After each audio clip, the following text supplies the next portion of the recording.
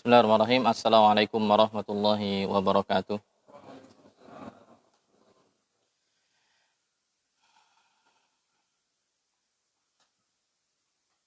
Alhamdulillahi ala ihsanihi wa syukru lahu ala taufiqihi wa amtinanihi wa asyhadu an la ilaha illallah wahdahu la syarika lah ta'ziman li sya'nihi wa asyhadu anna Muhammadan abduhu wa rasuluhu da'i ila ridwanih. Allahumma salli wa sallim ala abdika Muhammadin wa ala alihi wa sahbihi wa ikhwanih.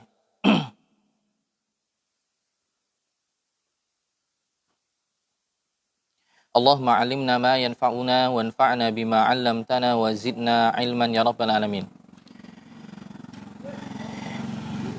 Teman-teman sekalian yang dimuliakan oleh Allah Subhanahu wa taala, saudara-saudaraku kaum muslimin yang berbahagia, alhamdulillah puji syukur kepada Allah tentunya menjadi hal yang tidak boleh untuk dilupakan oleh seorang hamba, tidak boleh dilewatkan oleh seorang muslim, karena tentunya tidaklah hari dia lewati, tidaklah waktu dia lalui, melainkan itu semua adalah bagian dari karunia dan kenikmatan yang Allah berikan kepada kita. Jikalau kita berusaha untuk menghitung nikmat yang Allah berikan kepada kita, pasti tentunya kita tidak akan mampu untuk menghitungnya. Allah mengatakan dalam Al-Quran, A'udzubillahi minasyaitonirrajim, wa in ta'uddu ni'matallahi la tuhsuha. Jikalau kalian berusaha untuk menghitung nikmat yang Allah berikan, tentunya kalian tidak akan mampu untuk menghitungnya. Dan sebagai bentuk tanggung jawab kita, agar kita kelak ketika di yaumil qiyamah nanti bisa mempertanggungjawabkan kenikmatan yang Allah berikan kepada kita, minimal bisa menggugurkan agar tidak menjadikan nikmat tersebut menjadi hal yang menjerumuskan kita, maka kita gunakan kenikmatan itu dalam hal-hal yang baik. Kenikmatan tersebut kita arahkan pada hal-hal yang dengannya semakin mendekatkan diri kita kepada Allah Subhanahu wa taala. Bukan malah justru dengan melimpahnya nikmat, dengan banyaknya karunia, justru malah menjadikan seorang hamba semakin jauh kepada Allah Subhanahu wa taala. Jadi semuanya akan dimintai pertanggungjawabannya. Allah mengatakan, la tus'alunna yauma idzin 'anil na'im. Sungguh kelak pada hari itu kalian semua akan benar-benar dimintai pertanyaan atau pertanggungjawabannya atas nikmat yang Allah berikan kepada kita. Salah satu nikmatnya adalah nikmat keislaman, nikmat waktu luang, nikmat diberikan kesehatan. Nah, ini semua untuk apa? Jika ternyata digunakan untuk seperti ini, ya, untuk belajar agama, untuk bermajelis ilmu, untuk saling berjumpa dan bersua dengan saudara-saudara kita seiman, sehingga dengannya menjadi sebab naiknya keimanan kita, maka ini tentunya adalah bentuk ya pengarahan nikmat Allah kepada hal yang disukai. Namun sebaliknya, jika nikmat tersebut digunakan untuk hal-hal yang sia-sia atau justru malah dilakukan untuk hal-hal yang mendatangkan murka Allah, maka tentunya al-jaza'u min jinsil amal. Balasan itu akan sesuai dengan amalan yang dikerjakan oleh setiap dari kita. Nah, teman-teman sekalian dimuliakan oleh Allah Subhanahu wa taala, pada kesempatan di malam hari ini kita akan membuka atau akan membahas lembaran baru, kitab baru dari kitab yang sebelumnya yang sudah kita bahas selesai sebelumnya, bab pembahasan dari bagian dari pembahasan kitab usul fikih sebelumnya, dari kitab Al-Usul min Ilmil Usul oleh Syekh Muhammad bin Shalih Al-Utsaimin, di pembahasan tentang mengenal ijtihad dan taklid.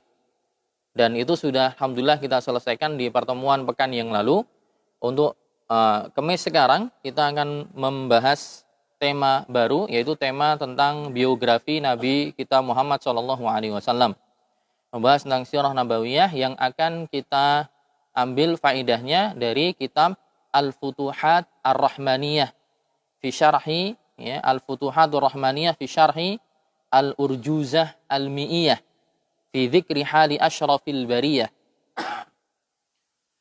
Yaitu buku intinya adalah namanya Al-Urjuzah Al-Mi'iyah. Buku intinya berbentuk syair, ya, berbentuk puisi syair yang ditulis oleh Ibnu Abil Izz Al-Hanafi rahimahullahu taala, ulama di abad ke-8.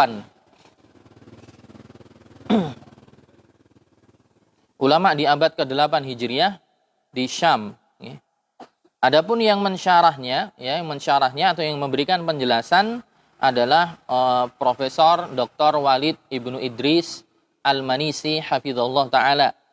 Beliau adalah rektor, ya, rektor dari Universitas Islam Minnesota, ya, Universitas Islam Minnesota di USA, di Amerika. Yang asalnya beliau orang Mesir, ya, asalnya orang Mesir, tapi kemudian beliau lama di Saudi Arabia, mengajar di sana dan berguru dengan para ulama besar di kala itu, ya, belajar kepada Syekh Abdul Aziz bin Baz rahimahullah, Syekh Utsaimin, dan juga ulama besar yang lainnya, Syekh Shalih Fauzan.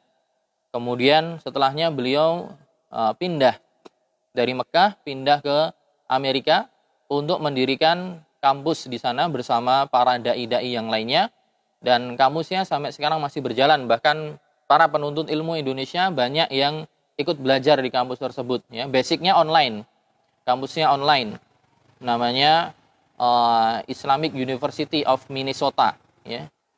Komplit dari jenjang S1 sampai S3. Basicnya online, universitas terbuka gitu. Oke. Langsung saja teman-teman sekalian, kitab ini sebenarnya dulu pernah kita bahas di KJ juga di beberapa saat yang lampau, mungkin 2 tahun yang lalu sebelum pandemi, ya. Dan sudah khatam, tapi dulu dengan syarah dari Syekh Abdul Razak Al-Badr, ya. Syekh Abdul Razak Al-Badr yang syarahnya lebih ringkas. Nah, ini sedikit lebih tebal, jadi mungkin akan ada pembahasan yang sedikit lebih luas dari apa yang kita bahas di pertemuan yang lalu. Baik, langsung saja. Di sini qala al-muallifu hafizallahu taala, berkata pensyarah atau penulisnya, semoga Allah menjaga beliau, al-urjuza al-mi'iyah fi dzikri hali asyrafil bariyah. Dia adalah manzumah fi sirah an-nabawiyah. Jadi dahulu para ulama itu kalau ingin memperingkas ilmu, itu mereka biasanya membentuknya dalam 2 model. Kalau tidak dengan model prosa, modelnya dengan syair, gitu. Dengan syair. Untuk apa? Untuk mudah dihafal. Biasanya rata-rata dibuat dengan bentuk syair, ya. Seperti misalnya ini, syarah syair Al-Urjuza Al-Mi'iyah dalam tema Sirah Nabawiyah. Kemudian nanti ada syair yang lain dalam ilmu mustalahul hadis, namanya Manzumah Baikuniyah. Ada nanti syair dalam ilmu faraid atau ilmu waris, seperti syair Ar-Rahabiyah, Manzumah Ar-Rahabiyah milik Al-Imam Ar-Rahabi Asy-Syafi'i. Kemudian nanti ada dalam ilmu nahwu, ya. Ilmu nahwu seperti Alfiyah Ibnu Malik, ya, yang berjumlah 1000-an bait. Nah, rata-rata ulama demikian, memperingkas ilmu dalam bentuk syair-syair, kemudian para penuntut ilmu menghafalnya. Setelah dihafal, maka kemudian akan disyarah oleh gurunya, sehingga dia paham syarahnya dan dia hafal matannya atau hafal pokok inti ilmunya, sehingga nanti ketika dia menjelaskan, dia langsung paham. Nah, ini bagi teman-teman yang pengen menghafal, bagus, ya. Ada banyak di internet. Taib. Al-Urjuza Al-Mi'iyah ini, kenapa dikatakan mi'iyah? Dari kata mi'ah. Dari kata mi'atun. Dalam bahasa Arab artinya 100. Ya. Maksudnya adalah, di sini baitnya ada 100. 100 bait. Ada 100 bait syair yang jika dihafal, itu semua mencakup secara global kisah hidup Nabi SAW dari sebelum diangkat jadi Nabi sampai beliau wafat.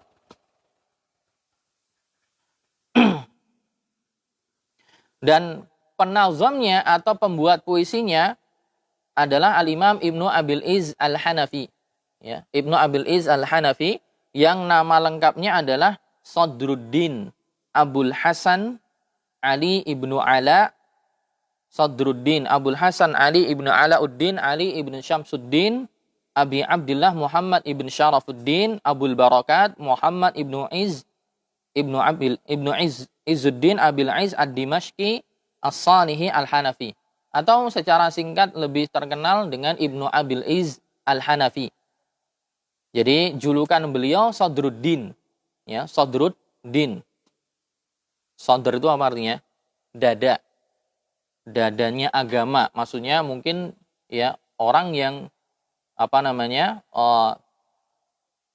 mempersiapkan dirinya untuk bela agama. Sadruddin. Jadi dadanya agama yang ketika ada agama di orang mempermasalahkan agama, dia yang pertama kali menghadapinya.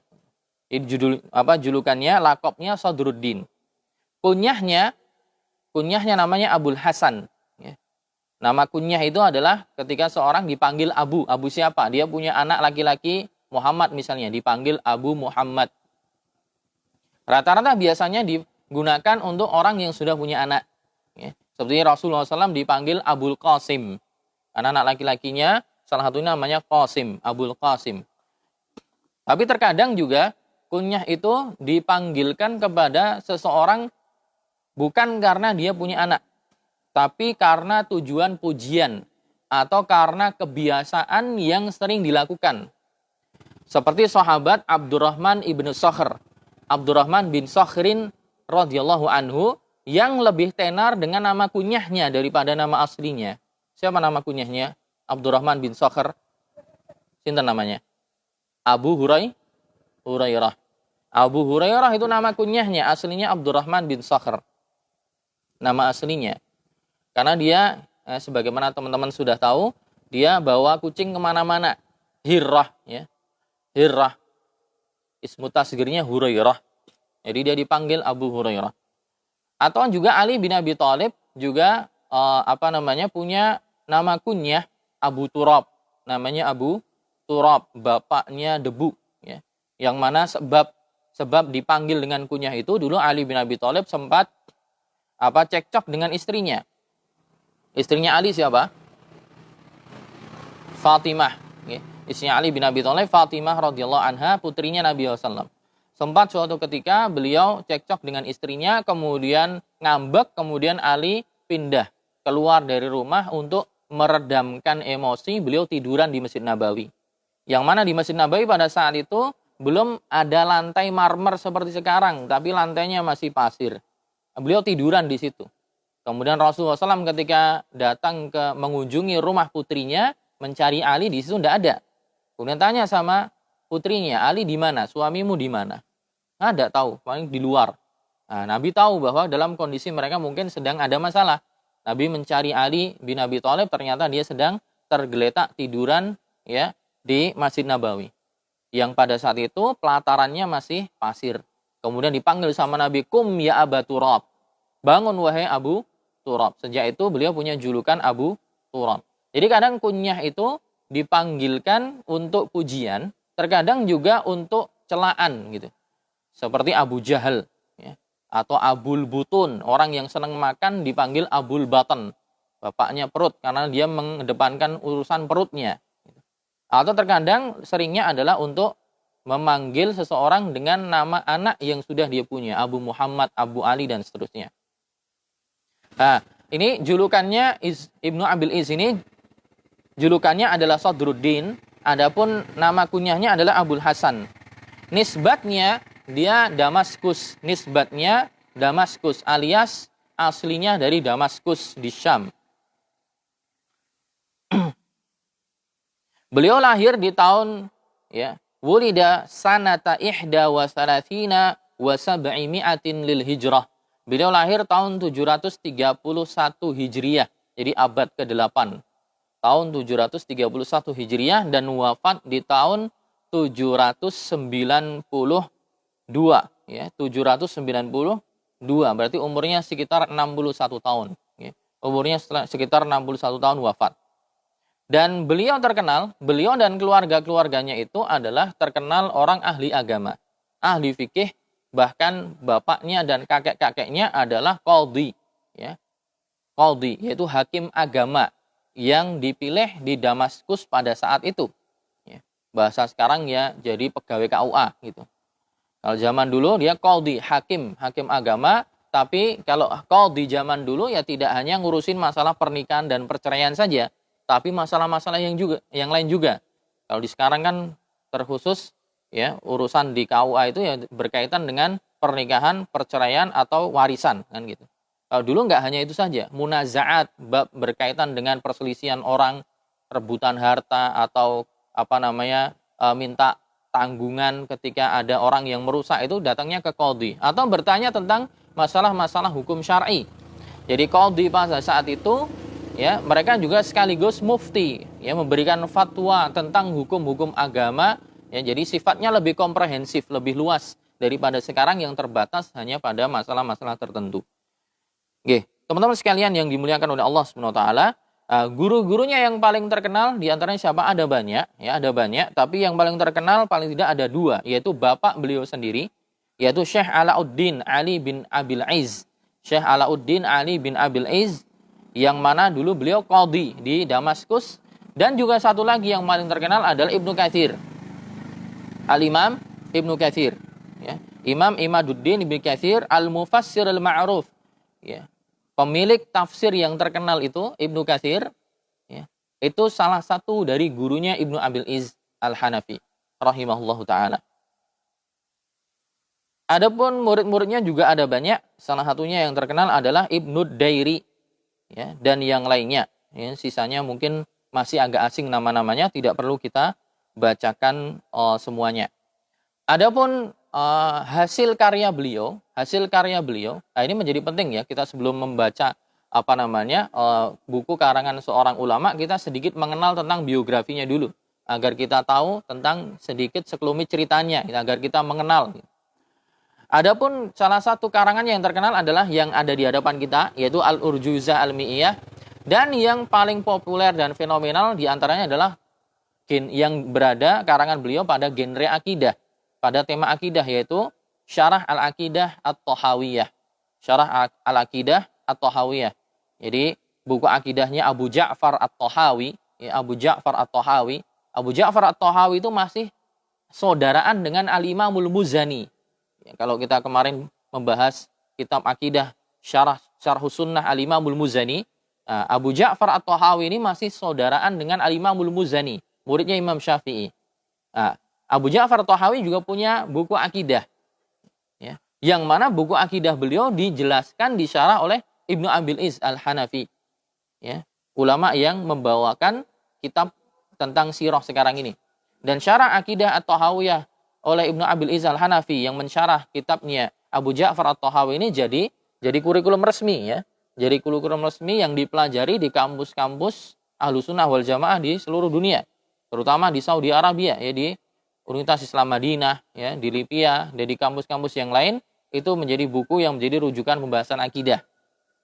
Biasanya di semester 6 sampai lulus, ya, semester 6 sampai lulus.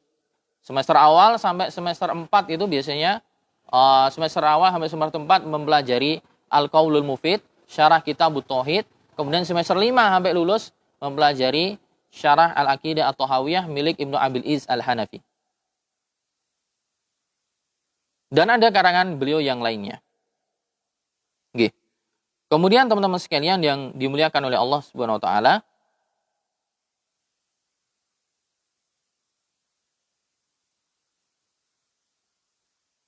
ada satu kisah yang pernah dialami oleh Ibnu Abil Izz Al-Hanafi, yaitu berkaitan tentang beliau dulu pernah mendapatkan ujian hidup, ya, sebagai seorang ulama.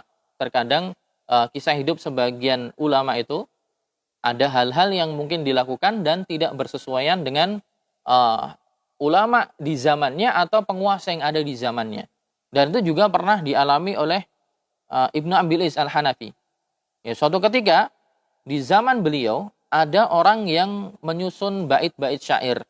Ada orang yang menyusun bait-bait syair yang syairnya ini untuk memuji Nabi Shallallahu Alaihi Wasallam. Syairnya ini untuk memuji Nabi Shallallahu Alaihi Wasallam. Tapi ternyata di beberapa bait yang dibuat oleh si penyair ini, namanya Ali ibn Aibik As-Safadi, ya.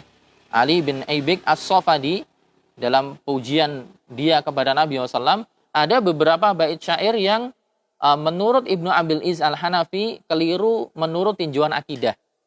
Atau ada sedikit kekeliruan berkaitan dengan akidah.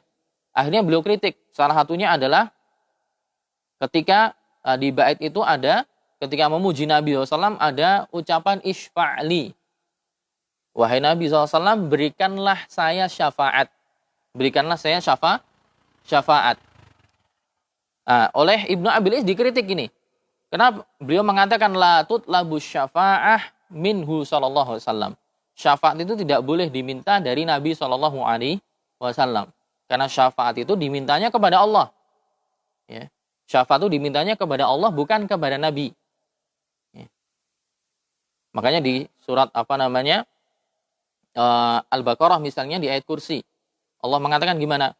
Allahu la ilaha illa huwal hayyul qayyum. La ta'khudhuhu sinatun wala naum. Lahu ma fis samawati wa ma fil ard. Man dzalladzi yashfa'u 'indahu illa biiznih. Tidak ada yang berikan syafaat di sisi Allah Subhanahu wa taala kecuali dengan izin Allah Subhanahu wa taala. Di ayat yang lain juga dijelaskan bahwa Allah Subhanahu wa taala zat yang memiliki syafaat, yang punya hak penuh dalam pemberian syafaat. Walillahi syafa'atu jami'a. Milik Allah Subhanahu wa taala seluruh syafaat. Jadi syafaat itu dimintanya kepada Allah, bukan kepada Nabi SAW. Nah, ada kata yang keliru ini dikritik oleh Ibnu Abil Iz Al-Hanafi. Ya. Dan juga beberapa poin yang lainnya tentang masalah tawassul. Ya, tentang masalah tawassul. Dalam bait tersebut atau syair yang dibuat oleh As-Safadi ini ada kutipan tawassul dengan Nabi SAW. Dikatakan tawassaltu bika. Kemudian dikritik oleh Ibnu Abil Iz, dikatakan bahwa la yutawassalu bihi. Ya. Tawassul tidak dengan Nabi SAW. Bukan dengan orang yang sudah wafat. Gitu.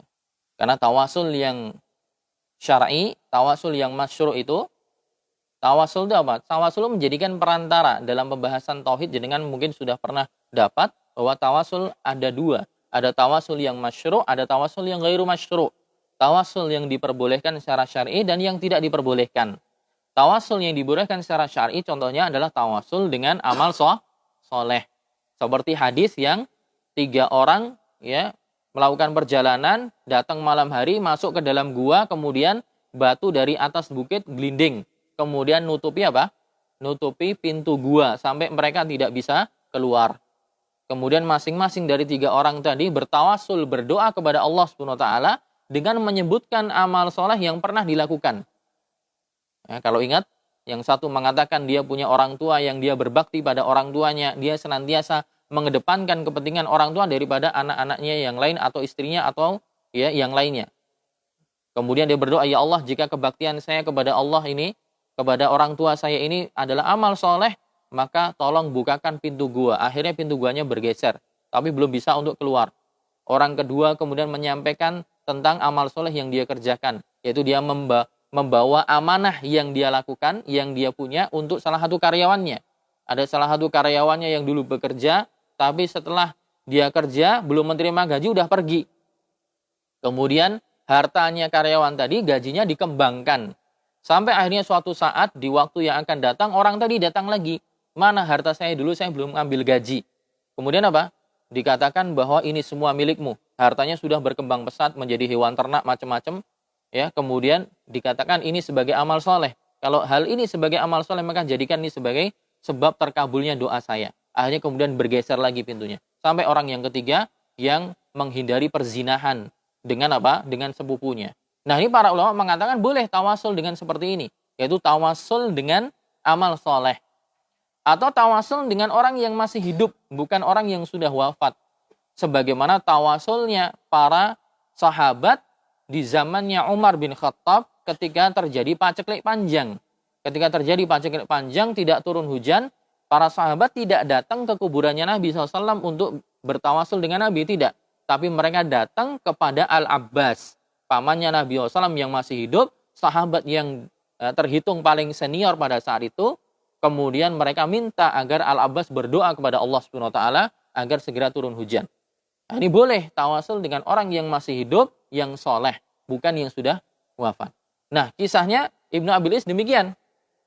Beliau mengkritik gitu. Mengkritik tentang masalah tadi, masalah tawasul dan juga masalah minta syafaat. Akhirnya yang dikritik gak terima. Yang dikritik gak terima, kemudian dia mengadukan kritikan tadi kepada ulama-ulama yang ada di Mesir. Ulama-ulama yang ada di Mesir, yang mana pada saat itu kalau tidak keliru, pusat pemerintahan kaum muslimin ada di Mesir. Ya. Akhirnya kemudian ya bahasa kita, Ibnu Abil Is ini disidang. Disidang karena pendapatnya yang mungkin dalam tanda kutip kalau menurut pandangan sebagian mereka dianggap ekstrim gitu. Akhirnya kemudian setelah disidang, kemudian dia dicopot dari semua atribut amanah yang ada pada dia. Dia tidak boleh ngajar di sini, nggak boleh ngajar di situ. Juga sebagai qadhi, ya beliau amanahnya sebagai qadhi dulu dicabut juga. Pokoknya dia dinonaktifkan, disuruh di rumah saja, tidak pergi. Sampai beberapa bulan. Dikatakan wahu bisa arba'ata asyhur. Bahkan dia sempat dipenjara 4 bulan. Wa ba'dal habsi ja'aluhu yulazimu baitahu. Bahkan setelah kemudian di penjara, kemudian setelah keluar pun disuruh untuk hanya di rumah saja, menetap di rumah, tidak pergi-pergi. Wa jarraduhu min jami'i wadhaifihi. Bahkan dipaksa untuk melepaskan semua pekerjaan yang ada. Tidak boleh mengajar, tidak boleh berkhutbah, tidak boleh ceramah, tidak boleh mengurusi urusan qadha, ya. Tidak jadi qadhi lagi. Sampai akhirnya wa qabla wafatihi bisanatin talaba ahadu kibaril umara. Dan tapi di akhir hayat beliau, ya, setahun sebelum beliau wafat, ya sekitar umur 60 tahun, sudah lama mendapatkan sanksi. Akhirnya salah satu pembesar, ya, pemimpin pada zamannya meminta kepada pemerintah yang ada pada saat itu untuk melepaskan sanksi ini, menghapuskan sanksi sehingga beliau boleh untuk mengajar lagi, berkhutbah, berceramah dan juga pekerjaan yang lainnya. Akhirnya dikabulkan oleh pemerintah yang ada di masanya, tapi setahun setelahnya kemudian beliau wafat, yaitu tahun 792 Hijriah, sekitar tahun itu. Oke, teman-teman sekalian dimuliakan oleh Allah SWT, itu sekelumit sekilas tentang penulis atau penyair kitab ini, yaitu Ibnu Abil Is Al-Hanafi. Nah, sebelum kita masuk ke pembahasan sirah nabawiyah, maka alangkah lebih baiknya para ulama biasanya ketika mereka membahas tentang satu disiplin ilmu, yang mereka biasanya akan memulai dulu dengan 10 hal yang perlu diketahui oleh si pembelajar. Ya. Jadi ada 10 hal yang perlu diketahui oleh seorang pembelajar ketika dia ingin mempelajari satu bidang ilmu. Ya, para ulama mengatakan dalam syairnya, innama badi'a kulli fannin 'asyarah al-haddu wal mawdu'u thumma thamarah. Innama badi'a kulli fannin 'asyarah al-haddu wal mawdu'u thumma thamarah. Wa fadluhu wa nisbatun wal wadi'u wal ismul istimdadu hukmu syari'u masailun wal ba'du bil ba'di iktafa wa man daral jami'a nala syarafa. Kata para ulama, innama badi'a kulli fannin 'asyarah. Sesungguhnya fondasi dari setiap disiplin ilmu itu ada 10. Ada 10. Yang pertama, al-haddu wal mawdu'u thumma samarah. Pertama al-hadd.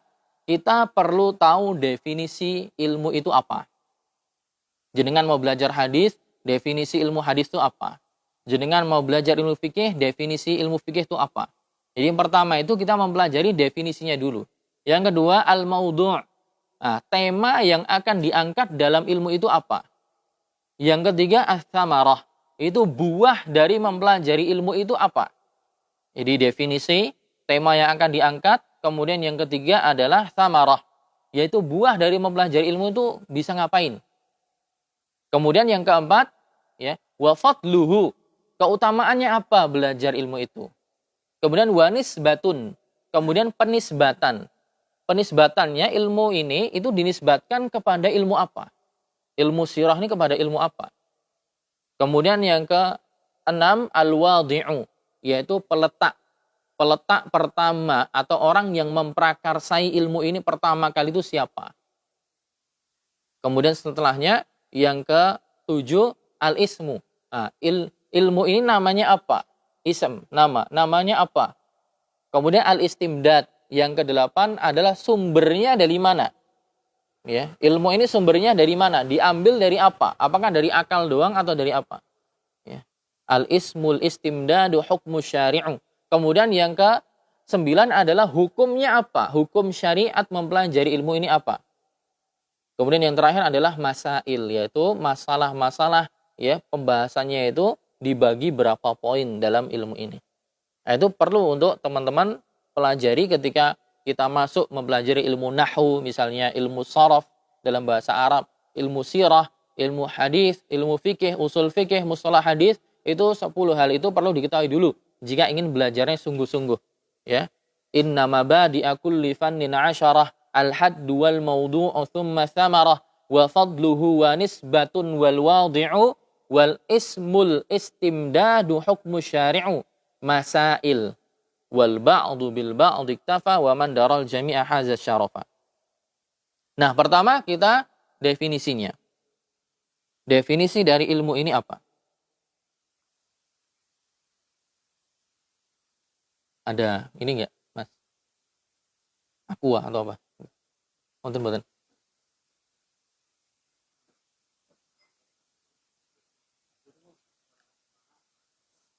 G. Yang pertama, definisinya adalah sirah, ya, kita belajar sirah. Sirah itu secara etimologi, secara tinjauan bahasa, maknanya adalah thariqatus sair. Sirah itu maknanya adalah thariqatus sair, jalan untuk ditapaki gitu. Secara tinjauan bahasa, ya, sirah itu jalan yang ditapaki. Jalan setapak atau jalan yang ditapaki. Secara tinjauan bahasa demikian. Adapun secara istilah, yaitu ilmu sirah ketika sudah menjadi disiplin ilmu, ya, yang mandiri, berdiri sendiri, maka dia mempunyai definisi yang berbeda. Secara bahasa dia adalah thariqatus sair, yaitu jalan untuk seorang berjalan atau media untuk berjalan. Tapi ketika dia sudah menjadi satu disiplin ilmu, definisinya oleh para ulama dikatakan hiya, sirah itu adalah makana alaihin nabi min maulidihi ila wafatihi. Yaitu adalah jalan hidupnya Nabi SAW dari semenjak beliau dilahirkan sampai wafatnya. Jalan hidupnya Nabi SAW dari semenjak dilahirkan sampai wafatnya. Jadi jangan putih aja, Mas. Matur. Jadi jalan hidupnya Nabi SAW dari semenjak beliau dilahirkan sampai wafatnya beliau.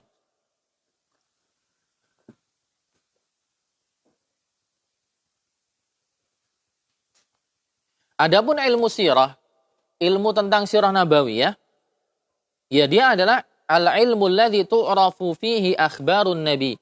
Itu ilmu yang dengannya kita bisa mengetahui khabar berkaitan dengan Nabi SAW. Itu ilmu yang dengannya kita bisa mengenal dan mengetahui kabar-kabar terkait Nabi SAW. Ilmu yang dengannya kita bisa mengetahui dan mengenal kabar-kabar, ya, berkaitan dengan Nabi SAW dari min maulidihi wa nasabihi, dari lahirnya beliau, nasabnya, garis keturunan beliau, wa nash'atihi, bagaimana pertumbuhan beliau, wa bi'tsatihi, dan bagaimana beliau diutus, itu prosesnya seperti apa, wa mu'jizatihi, dan juga mu'jizat-mu'jizatnya itu apa saja, wa da'watihi, bagaimana dakwahnya beliau, wa hijratihi, dan juga bagaimana prosesi beliau hijrah, jihadnya, peperangannya sampai beliau wafat. Jadi kalau ilmu sirah berarti ya ilmu yang dengannya kita bisa mengenal dan mengetahui tentang kabar-kabar terkait dengan pribadi Nabi SAW. Dari semenjak beliau dilahirkan, bagaimana nasabnya, bagaimana pertumbuhannya, bagaimana masa-masa ketika awal mula diutus, bagaimana beliau dakwahnya, bagaimana hijrahnya, jihadnya, dan peperangan yang beliau ikuti maupun yang tidak beliau ikuti. Nah, itu definisinya. Kemudian sekarang kita pindah ke yang kedua. Maudhu', yaitu objek yang dibicarakan itu apa, temanya apa. Objek yang dibicarakan atau temanya apa. Nah, tentunya sudah jelas. Yang dibicarakan dan temanya adalah huwa syakhsun Nabi SAW wa ahwaluhu, yaitu pribadi Nabi SAW dan ya kondisi beliau. Ya.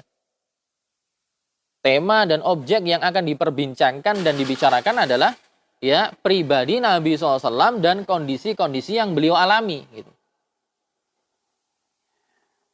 Nah, yang ketiga adalah buahnya.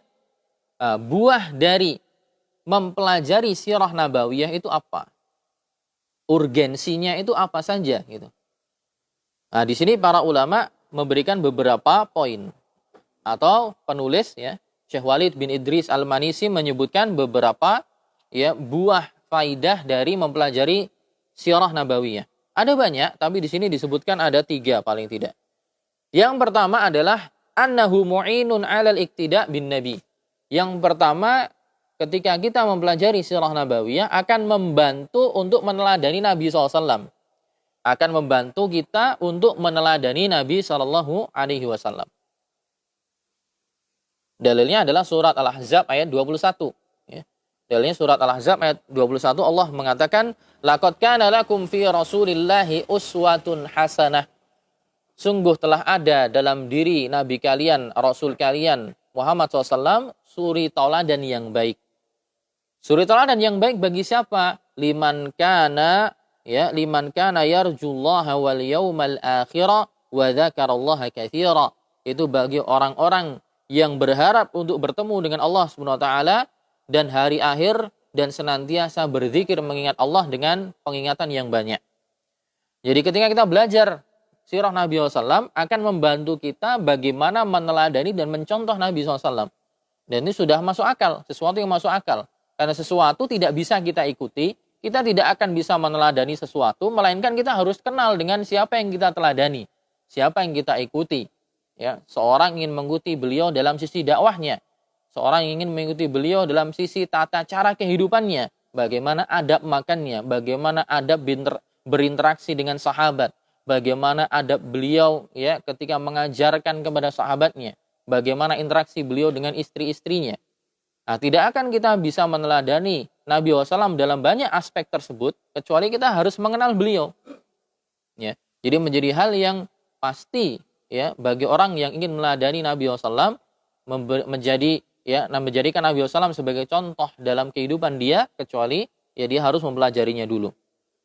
Fahatta yattakhidha al-insanun nabi uswatan hasanah. Ya, agar seseorang itu bisa menjadikan Nabi sebagai suri teladan yang baik, yalzamuhu an ya'rifa ahwalahu liyata'assa bihi. Maka seorang yang ingin meneladani dan mencontoh Nabi SAW menjadi wajib bagi dia, ya, menjadi wajib bagi dia untuk mempelajari kondisi-kondisi bagaimana perjalanan hidup Nabi SAW agar bisa untuk mengikuti dan meneladaninya. Itu yang pertama. Yang kedua, teman-teman sekalian yang dimuliakan oleh Allah Subhanahu wa taala, buah samarah, buah dari mempelajari sirah Nabi SAW selain membantu untuk meneladani beliau, yang kedua adalah mu'inun ala fahmi kitabillah. Seorang yang belajar sirah Nabi, buah yang kedua adalah bisa membantu untuk memahami Al-Quran. Bisa membantu untuk memahami Al-Quranul Karim. Ya. Bisa membantu memahami Al-Quranul Karim. Nah, teman-teman sekalian, kalau kita baca Al-Quran, di Al-Quran itu ya, ada banyak ragam isinya. Pertama, Al-Quran itu tidaklah ada di dalamnya kecuali pertama, biasanya perkara-perkara yang berkaitan dengan penanaman nilai tauhid. Ya kan? Berkaitan dengan penanaman akidah. Apalagi berkaitan dengan iman pada hari akhir, terutama juz 30 itu semua ngomongin rata-rata tentang hari kiamat. Ya. Berkaitan dengan hari kiamat. Banyak sekali penanaman akidah, penanaman tauhid, qul huwallahu ahad, Allahus samad, lam yalid wa lam yulad, dan seterusnya. Atau ayatnya yang lain. Jadi para ulama menjelaskan Al-Quran itu, ya, Al-Quran itu, ya, isinya kalau tidak tauhid, maka isinya adalah tentang hukum-hukum syariat. Hukum waris misalnya. Hukum waris. Yusikumullahu fi auladikum lidzakari mithlu hadzil unsayain. Fa in kunna nisaan fawqa sunataini falahunna thulutsa ma tarak. Wa in kanat wahidatan falaha nisf. Wa li abawaihi likulli wahidin minhuma sudun, dan seterusnya. Kalau tidak ngomongin tauhid, ngomongin hukum syariat. Kalau tidak ngomongin tauhid, ngomongin hukum syariat, maka menceritakan tentang kisah-kisah yang terjadi di masa lampau maupun yang terjadi di zaman Nabi dari peperangan-peperangan yang ada, ya, atau kisah-kisah yang akan datang. Ya. Makanya, jenengan kalau pernah mendengar hadis, barang siapa yang membaca surat Al-Ikhlas, maka dia telah membaca sepertiga Al-Quran. Pernah dengar gak hadisnya?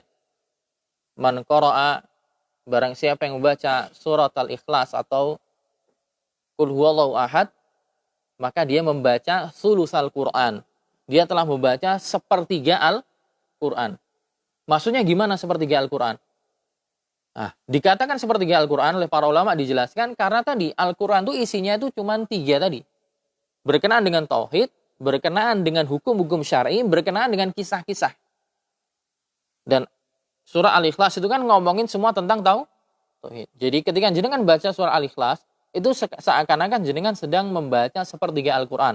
Maksudnya kandungan dalam Al-Quran itu kalau tidak tauhid, ya kisah-kisah, ya hukum syar'i.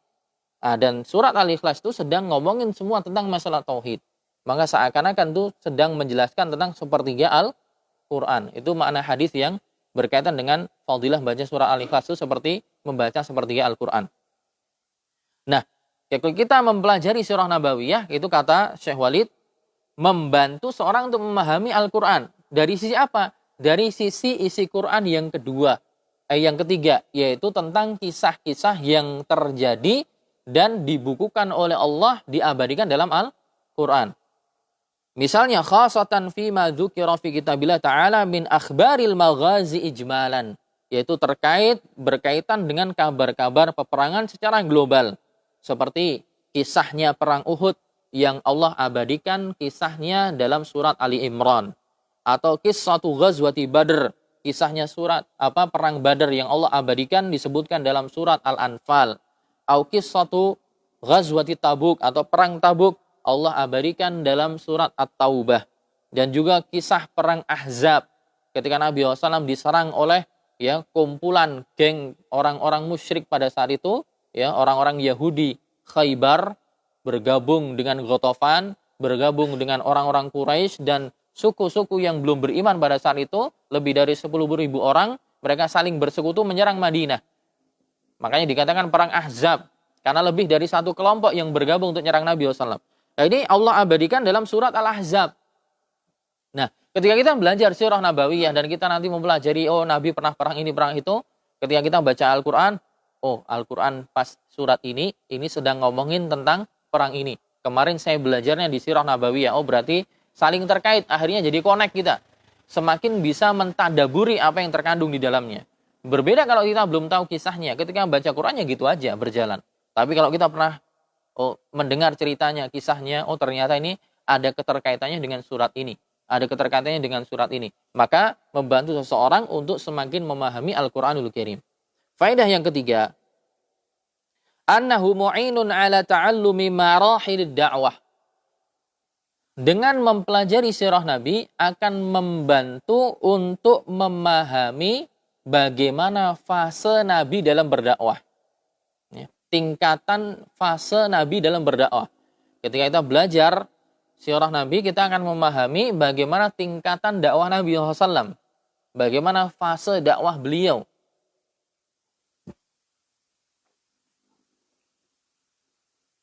Wal iktida' bin Nabi SAW fi tariqatihi fi da'wati qaumih, fi sabrihi waqta syiddah, wa fi hali waqti zafar wa nasr, wa halihi ma'a ashabihi wa halihi ma'a a'da'ihi. Jadi kita bisa seakan-akan menyelami kondisi yang sama. Seakan-akan kita bisa menghadirkan kondisi ketika Nabi dulu berdakwah bagaimana, tingkatan atau level dakwahnya beliau seperti apa. Ketika awal-awal mula ketika di Mekah 13 tahun beliau berdakwah. Beliau ditekan, sahabat-sahabat dicerca, dihina, diancam nyawanya. Sampai-sampai kemudian mereka terpaksa harus hijrah di awal mulanya sekitar tahun keempat atau kelima. Awal mula Nabi diutus, mau gak mau harus hijrah sampai ke Habasyah. Orang-orang yang tiap hari bergelut dengan padang pasir, tidak pernah kenal samudra, tidak pernah kenal laut, mau gak mau disuruh untuk hijrah nyebrang laut ke Habasyah, Ethiopia, yang mana itu berseberangan dari Jazirah Arab ke Afrika. Bagaimana kondisi saat itu? Bagaimana Nabi SAW mendakwai kaumnya pada saat itu?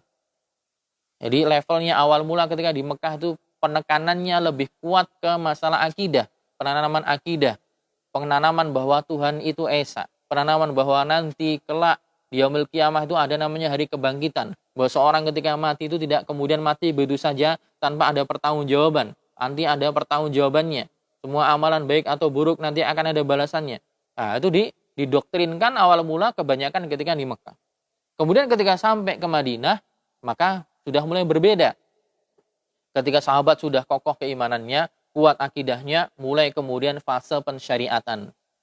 Hal-hal yang dulu awal mula dibolehkan, dihalalkan, lama-lama kemudian tidak diperbolehkan.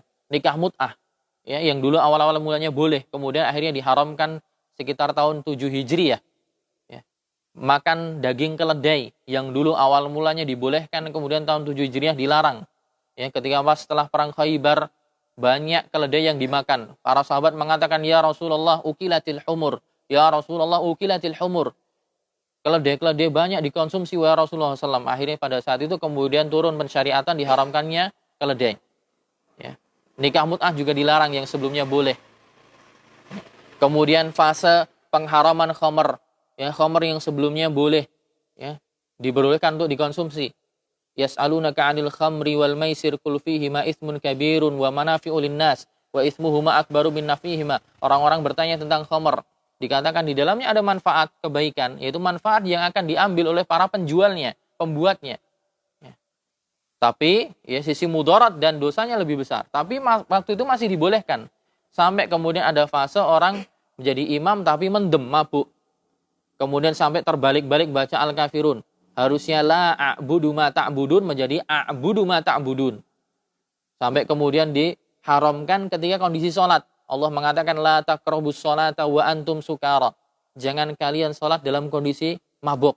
Sampai akhirnya final diharamkan. Innamal khamru wal maisiru wal ansabu wal azlamu rijsun min amali syaitan fajtanibu. Ini fase-fase ini kalau kita pelajari kita paham. Oh ternyata syariat Islam ini bertahap, tidak saklek, tidak saklek dan juga tidak langsung semua datang wutuhan, tidak, tapi bertahap dan berfase. Melihat kondisi siapa yang didakwai, mana yang lebih urgent, mana yang lebih penting, sampai akhirnya kemudian menjadi sempurna.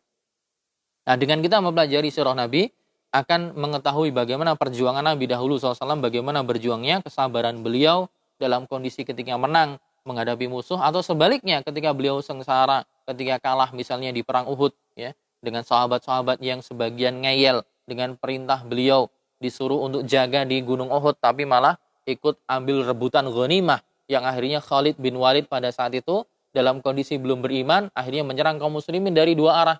Akhirnya kemudian kaum muslimin kalah, bahkan sempat tersebar, Nabi SAW wafat dalam perang itu, kocar kacir, tapi Allah kemudian masih berikan keselamatan. Itu akan kita ambil faidahnya. Baik, tadi definisi sudah, kemudian yang diperbincangkan tentang sirah Nabi itu siapa, objek yang dibincangkan sudah, yaitu Nabi sendiri. Kemudian buahnya belajar ilmu sirah itu apa, sudah. Nah, sekarang yang keempat, fadl, keutamaan. Keutamaan belajar ilmu sirah nabawiyah itu apa? Keutamaan mempelajari ilmu sirah nabawiyah itu apa? Bagi kita si pembelajarnya, bagi kita yang membacanya.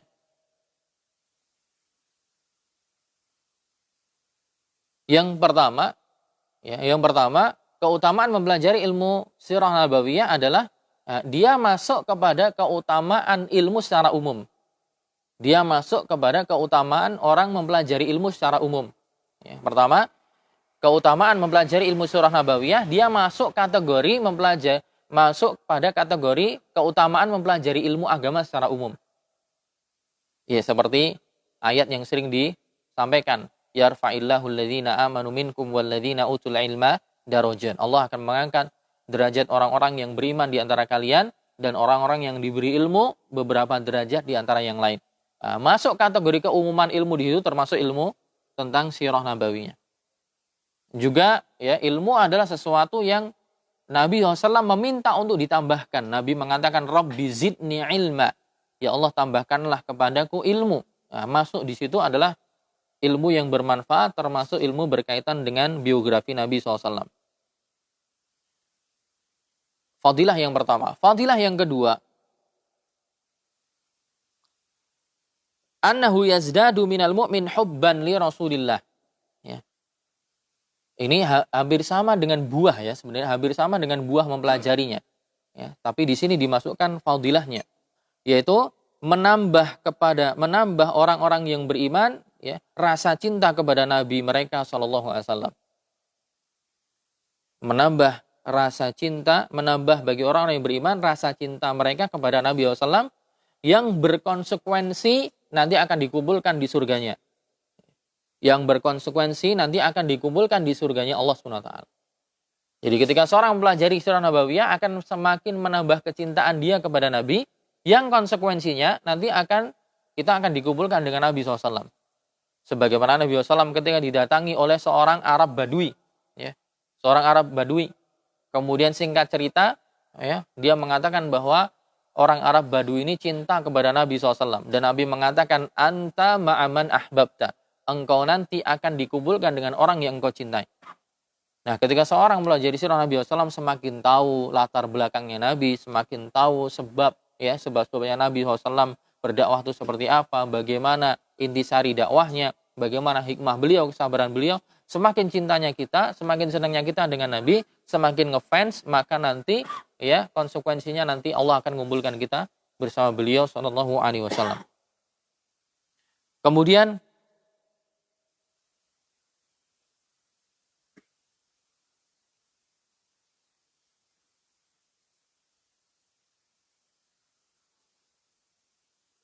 fadilah yang selanjutnya, yang ketiga adalah bahwa ilmu tentang sirah ini masih juga masuk kategori tentang mengilmui Al-Quranul Karim dan sunnah Nabi SAW. Ilmu ya tentang sirah Nabi SAW ini masuk kategori tentang mengenal dan mengilmui Al-Quran dan juga sunnah Nabi SAW.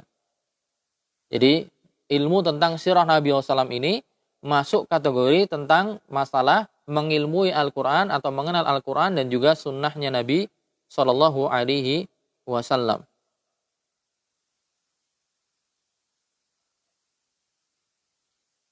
Alasannya apa? Syekh Walid mengatakan as-sirah fiha tafsirun lil Qur'anil Karim. Karena tadi ketika kita mempelajari sirah, di sirah itu juga bagian ada hal-hal yang menafsirkan ayat. Karena ayat-ayat Quran itu kadang kan turun karena ada namanya sababun nuzul. Sebab turunnya wahyu itu apa? Para ulama menjelaskan bahwa ayat-ayat Quran itu mayoritas turun bukan karena sababun nuzul. Kalau kita belajar ulumul Quran, ilmu ulumul Quran, dijelaskan di situ bahwa mayoritas ayat Quran itu turun begitu saja. Ya. Jadi prosentase antara ayat yang turun karena sebab dengan yang tidak karena sebab itu lebih banyak yang tidak karena sebab. Tapi ada ayat-ayat yang turun karena sebab. Dan tidaklah kita tahu tentang asbabun nuzul ini, melainkan kita mempelajari sirah, salah satu upayanya. Dan itu bagian dari upaya untuk mempelajari tafsir Al-Quran. Ya.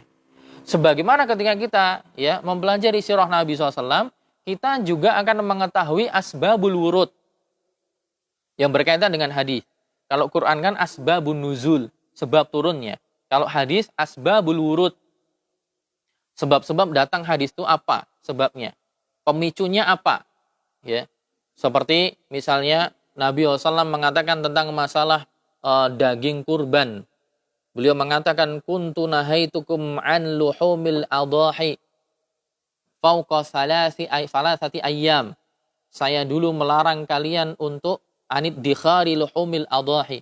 saya dulu melarang kalian untuk menyimpan daging kurban melebihi 3 hari.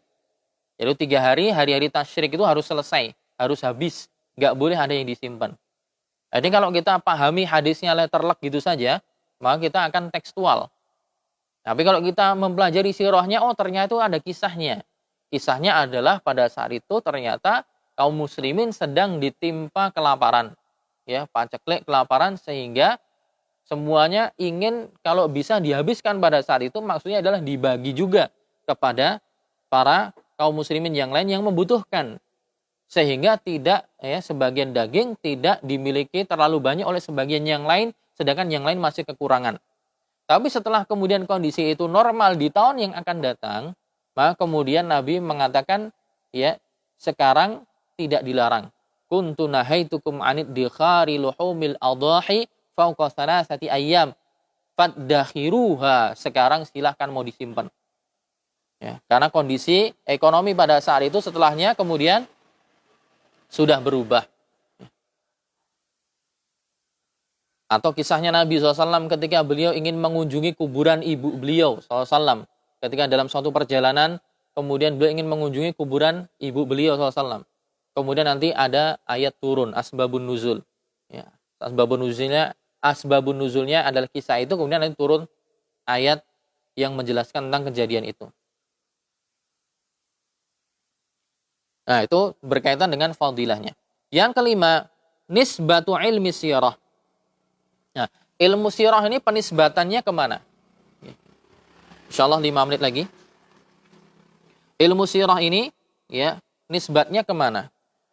Dikatakan ilmu sirah wa qismun min ilmi tarikh. Fahuwa yunsabu ila ilmi tarikh nisbata juz'in ila kul. Au nisbata khassin ila am. Jadi ilmu sirah nabawiyah ini, penisbatannya adalah induknya kepada ilmu sejarah. Ya, ilmu sejarah. Jadi ilmu sejarah itu sifatnya umum, ya. Bagian dari ilmu sejarah itu adalah sejarah yang menceritakan tentang kehidupan Nabi SAW. Ya. Karena sejarah ada umum luas, sejarah alam semesta misalnya atau sejarah kehidupan manusia. Seperti Ibnu Katsir ketika menulis Al-Bidayah wan Nihayah. Kitab beliau yang menceritakan tentang Al-Bidayah wan Nihayah itu menceritakan dari awal mula penciptaan Nabi Adam alaihissalam sampai nanti akhir seperti apa. Nah, itu secara umum menyeritain semuanya. Adapun ilmu tentang sirah nabawiyah cuman membahas sebagian kecil dari ya sejarah secara umum tadi. Jadi induknya kalau bisa kita katakan nisbatnya penisbatan ilmu sirah ini kepada ilmu apa? Maka penisbatannya kepada ilmu sejarah secara umum. Ya, atau secara lebih luas. Secara lebih luas adalah ilmu sejarah, lebih khusus adalah berkaitan dengan ilmu sirah nabawiyah.